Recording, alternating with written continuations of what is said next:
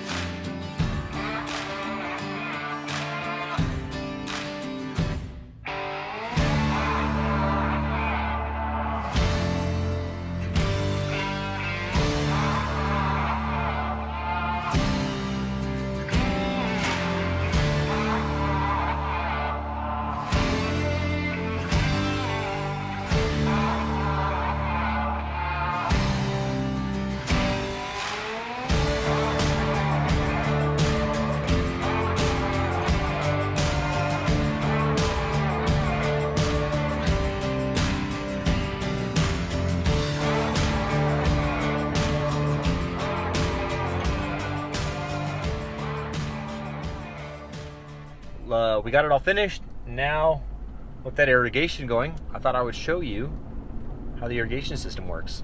Let's head on over to the field.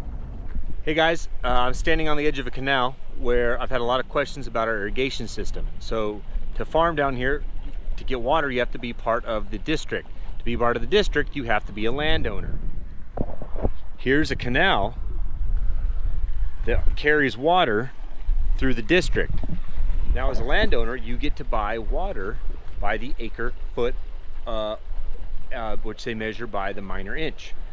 We are allotted a specific number of acre feet a year per acre. So people that say we're misusing water, it has been this way for a very, very long time. We're very good at managing water. Every year we have to report on it. So here, the canal that carries the water, a lot of this water is, there are a lot of fish in here. You would not want to eat the fish out of this canal because this water comes from the city of Phoenix through the sewage system. They clean it and they put it back and they sell it to Buckeye at I think it's a pretty discounted rate because it's affluent water. You wouldn't want to drink it, swim in it, or eat the fish. Here's a canal, carries the water. This is what we call a gate. This is gate 38. It opens up the door, or the port. It runs underground. So right here, before we go to the field, there's boards stacked up to raise the level of water so we can push water through the pipe to where the field is. So we drop the boards down in there, which someone that works for the district will do that for us. Sometimes we have to do it, they're busy. They put the boards down to raise the level of water to make sure this port, or this gate, is getting good pressure, sending water to the field. So it goes under the road to our ditch. Now this ditch is called a lateral. Lateral 38, gate 38, it's the same thing. This can carry water to our fields. It could carry water to other farmers' fields as well. It is not just our fields that get water off this ditch. Right there's where they measure how much water we're getting. They will time how many hours we had 400 minors inches, and that's how they will determine how much water we got and what to charge us. My dad orders all the water. I'm busy with the logistics, so he handles all the water orders. He has to estimate how many hours they will need water on this specific field, because once, let's say he says he needs 12 hours and they really use 16, he might not get the additional 4 hours. So he has to, probably estimates a little over, then he can call them and say, look, we're finished, you can have the water back. And if that's the case, they shut the gate off and another farmer gets his water sooner than expected. They've already watered these several borders. These are now the purpose of the borders, which a lot of people ask. This keeps this water in a specific place. It doesn't just let it go willy-nilly across the field. It's very specific on where we're irrigating, and that's why we run the laser, which you've seen in previous videos. We're going to look at where the water is coming out of portholes right now. I'm at a border where the water is going out of the ditch into the border. This border has 3 portholes. 1, 2, and 3. 3 separate places water is let out of the ditch into the border. These are big borders. This field is extremely flat, side to side and top to bottom. So we're able to have nice big borders. With more narrow borders, you would run water on 2 borders at the same time. They might have 2 portholes or just 1. But here's where the water just goes through a big I think this is a 15-inch pipe. This is what keeps the water in the ditch. When he's done, there is you see this, there's a piece of metal right here. There's one at the bottom. This piece of this lid sticks in the bottom, and then right here slides into this open piece. I don't know how well you can see that, but these are the only thing that keeps the water in the ditch and not in the field. It's just from the pressure of the water in the ditch.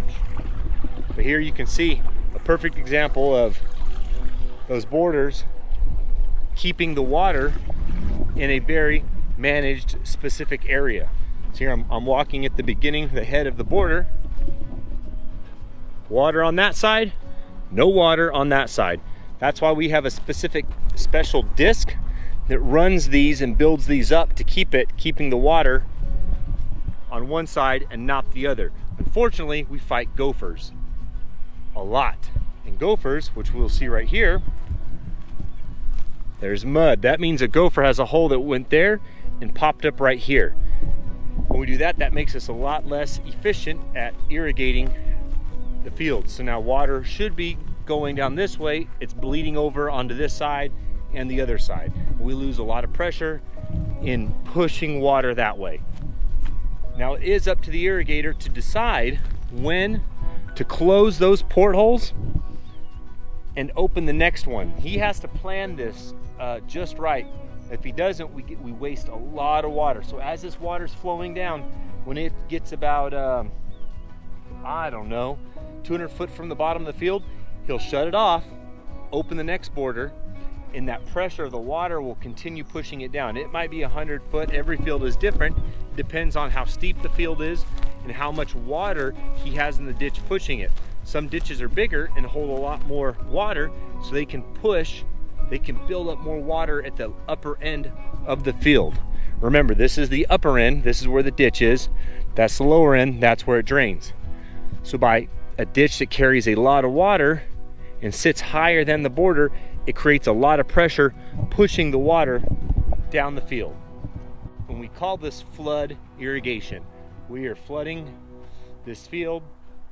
We are allowed 8 acre feet per year, per acre.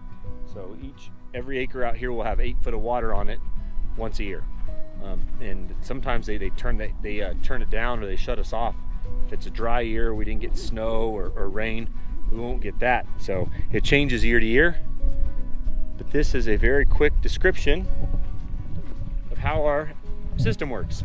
I'll show you this real quick. This is how we keep water in a specific part of the ditch as well. This is called a ditch tin. It's triangle shaped like the ditch. They throw a tarp on there. He shovels some dirt in the bottom of it to keep the water from going underneath the tarp. So he's got this one here holding water down the ditch. He's already got a second one set up. So what he's already done is he's opened the 3 ports on this next border. All he does is pull this ditch tin. This water runs down, starts going into the very next border. And then he'll walk along and close these off. So that's the system. Like I said, it's fairly easy. It's simple. It's easy to mess up though. If you fall asleep on the job, poor timing, and you let a lot of water, we call it tailwater, where you let your water run too long and you forget to shut it off, that can wash out roads, wash out fields, It's just very expensive and a waste. We're only allowed so much water every year. And so when we use more than we need, it hurts us a lot. So I've had several questions ask why we don't use center pivots. This irrigation system has been here over 100 years. This district has been here over 100 years. My great-great-great-great-great-grandpa helped put it in. It would be extremely, extremely expensive to swap over to a center pivot way. These fields have been leveled so many times. There's ditches running all over them. It would be, it's not impossible, but it would be very expensive. We've had pivots quoted out for other farms. It's roughly $2,000 per acre, and that does not include taking out old ditches to make a field bigger. It changes the dynamic of your fields, and that costs a lot of money as well. All right, hope you guys enjoyed the quick lesson on irrigation. If you have any questions, please ask and I will answer it. And if I don't know the answer, I don't know the answer to everything. I'm not that great at what I do. I will find the answer. My dad sits on boards. My grandfather sits on irrigation boards. They know a lot more than I do. Here's a little bit of irrigation continued. We are now at the head of the water. Look how evenly this water is. You can almost draw a straight line across. These borders are probably 120 foot. That gives us 8 passes at 15 feet. We figured the 15 feet, the header on that swather is 16 foot. We give ourselves a foot grace on it, so we figure 15 foot because we're not using the GPS, which a lot of you can argue, well, that's not very efficient, but that's just what we do because a lot of the custom harvesting we do isn't set in with GPS, and so it's almost a wash when half of your acres isn't GPSed in. Anyway, this is how important the lasering is. Look at this water. It is all moving very, very evenly across this whole border. From this side to the other side, the water is covering all the way across, and it's even. It's not running down the middle. It's not running along the borders first. So this is why lasers are so important for us, why doing a good job the first time is important. Because if it irrigates bad the first time, we've got to redo it. That's a wash. That's a waste of seed. That's a waste of the first time lasering. It's a lot of money to do a poor job. That is why it is so important to do a good job the first time. There's a lot of Sudan. We had Sudan planted in here just for the nutritional value of the soil. I don't think we harvested this one. We just grew it and disked it up. Something interesting, we run something called soil pan in here. That, I don't know the best way to describe it. It's kind of like it's a powder form, but it makes the soil stick together. At the bottom of the field and the tops of the field, if you do not run that, it will erode the dirt terribly, which makes it very rough for the equipment, and stuff doesn't grow there because it washed the seed away. That soil pan makes the soil stick together and it doesn't erode. We'll use it for the first 2 to 3 irrigations. Then once the alfalfa has rooted itself, we stop running it, and then the roots hold the soil better. It's pretty slow. I've virtually been standing in the same spot, and it's not been moving very fast. This is why one irrigator can cover multiple fields at a time. As long as you start them at different times, you can run back and forth and check the other fields. We'll head down to the bottom part of the field, and I'll show you the runoff and where we ran the grader earlier this year and why we run the grader. I am at the bottom of the field now. The first border is all the way through, as you can see, and it's down at the lower end, and it's flowing downhill to the drain ditch. There's a ditch down there. It's a little bigger than a ditch. It's more of a canal that leads down to the river, where all of our excess water goes back into the river, back into the water table, and it's good. All the excess water. It's not just, I wouldn't say it's wasted, but it's paid for. It just goes into the river. Here are the 2 borders we're just looking at. The water's coming this way. I discussed in an earlier video about planning when you shut the water off. There is a lot of water flowing down the bottom of this field. That means my irrigator did not do a very good job of estimating when to jump borders. So it costs a lot of money, but it is a little tricky. It's not the same every time. Because there is no alfalfa in this field, there's nothing growing, there's nothing to stop the flow of water. Once once the crop starts growing, it does slow the process down.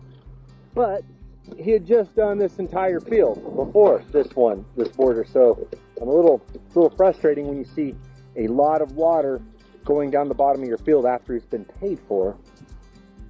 That's just how it goes some days. Everything's irrigating well. I don't see any dry spots out there. I just drove across the bottom of that field. There are no dry spots. That's what we want. No dry spots. Dry spots means nothing's going to grow there. That's all Sudan grass. This ditch drains from that field. It comes out of that field into this ditch and drains. So we'll need to clean that out to keep the water flowing. Right here is actually the canal the water comes from, but it makes a turn down at that end over. Well, it turns right here, but to get the water on this field, it comes in at that corner up there. So, but this is the same canal. There's a swather. He's having lunch. It's lunchtime. I need my lunch. Ask. Oh, the water. I don't know if I talked about where it comes from. A lot of it's city water from the reclaimed water. So it's not. We can't grow vegetables out here because it's been reclaimed from the sewage plant. But most of our water is pumped out of the ground. We've got a very shallow water table here. It's extremely salty. I hope this explained a lot to you guys why we laser and the importance of lasering and how the irrigation system works.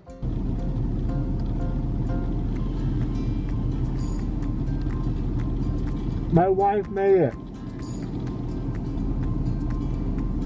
really good.